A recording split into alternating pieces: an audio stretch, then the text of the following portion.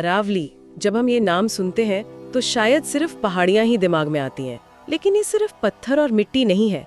ये तो आप कह सकती हैं एक जीती जागती विरासत है, करीब करीब 450 करोड़ साल पुरानी, दिल्ली से गुजरात तक फैली हुई।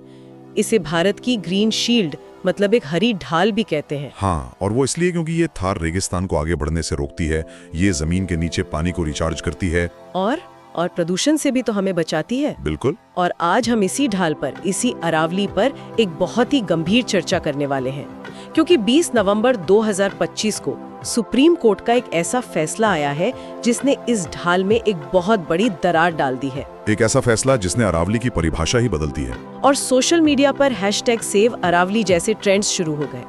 तो हुआ क्या है आखिर? चलिए आज इसी को गहराई से समझते हैं।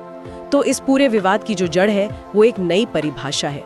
सुप्रीम कोर्ट ने कहा है कि अब से कानूनी तौर पर सिर्फ वही पहाड़ियां अरावली मानी जाएंगी जो अपने आसपास की जमीन से 100 मीटर से ज्यादा ऊंची हो। 100 मीटर सुनने में तो ये मतलब एक छोटा सा तकनीकी नियम लगता है ना? हाँ, और यही इसकी सबसे खतरनाक बात है। ये कोई मामूली नियम नहीं है, ये एक बहुत बड़ा बदलाव है। अनुमान यह है कि इस एक लाइन से अरावली का लगभग 80 से 90% हिस्सा वो कानूनी सुरक्षा से बाहर हो जाएगा। एक मिनट, क्या कहा आपने? 80 से 90%? जी, 80 से 90%। ये तो यकीन ही नहीं होता। इसका मतलब तो ये हुआ कि गुड़गांव और फरीदाबाद के पास की वो जो छोटी छोटी पहाड़ियां हैं जिन्हें हम रोज देखते हैं, वो अब लीगली अरावली है ही नहीं। बिल्कुल।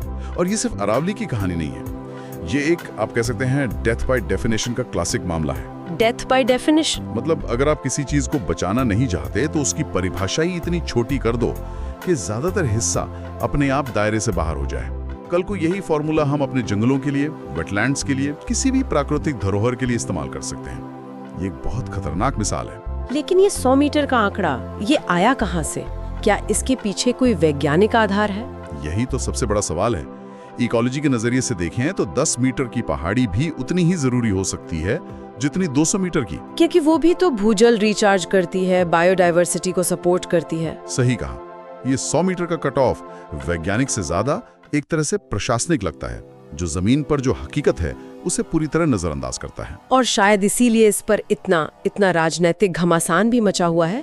कांग्रेस का आरोप है कि ये फैसला खनन माफिया को फायदा पहुंचाने के लिए है। वही दूसरी तरफ बीजेपी का दावा है कि 90% अरावली अब भी सुरक्षित रहेगी। इन दावे में कितनी सच्चाई है? देखिए, ये आंकड़ों का एक दिलचस्प खेल है। हो सकता है वो ऊंचाई के हिसाब से जो बड़ी पहाड़ियां बची हैं उन्हें गिनकर 90% की बात कर रहे हों। अच्छा। लेकिन जो एक्सपर्ट्स हैं वो क्षेत्रफल के हिसाब से देख रहे हैं। वो छोटी छोटी पहाड़ियां जो अब सुरक्षा से बाहर हैं, वो क्षेत्रफल में बहुत बड़ी हैं और इकोसिस्टम के लिए बेहद जरूरी हैं। हाँ, तो दोनों अपनी अपनी जगह सही हो सकते हैं, पर जमीन पर असर तो क्षेत्रफल का होता है, सिर्फ ऊंचाई का नहीं।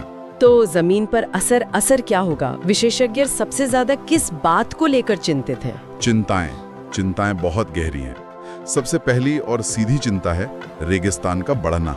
रेगिस्तान का बढ़ना? जी, अरावली एक दीवार है और हमने उस दीवार का 80% हिस्सा गिराने का रास्ता खोल दिया है। इसका मतलब है हरियाणा, दिल्ली, पश्चिमी यूपी की तरफ धूल भरी आंधियां और बढ़ता तापमान।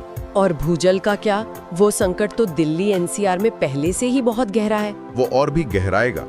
आप बस ये सोचिए, अगर किसी मरीज के 90% अंगों को आप नॉन फंक्शनल घोषित कर दें तो क्या आप उसे जिंदा कहेंगे? नहीं, बिल्कुल नहीं। इसीलिए पर्यावरणविद इसे महज एक फैसला नहीं बल्कि अरावली का मृत्यु वारंट कह रहे हैं। ये वाकई एक बहुत गंभीर तस्वीर है। एक तरफ विकास की जरूरतें हैं और दूसरी तरफ एक पूरे इकोसिस्टम का भविष्य दांव पर लगा है। बिल्कुल। और ये हमें एक बहुत ही बुनियादी सवाल पर लाकर छोड़ता है। और वो सवाल क्या है? सवाल ये कि हम प्रकृति की कीमत लगाते कैसे हैं? क्या किसी पहाड़ का मूल्य सिर्फ उसकी ऊंचाई से तय हो सकता है, या फिर उसकी हवा को साफ करने की क्षमता, पानी देने की ताकत और लाखों जीवों को घर देने की जो उसकी भूमिका है उससे? ये फैसला हमें ये सोचने पर मजबूर करता है कि भविष्य की नीतियां बनाते समय हमारी प्राथमिकता क्या होनी चाहिए। वो जो हमें दिखाई देता है या वो जो हमें असल में जिंदा रखता है।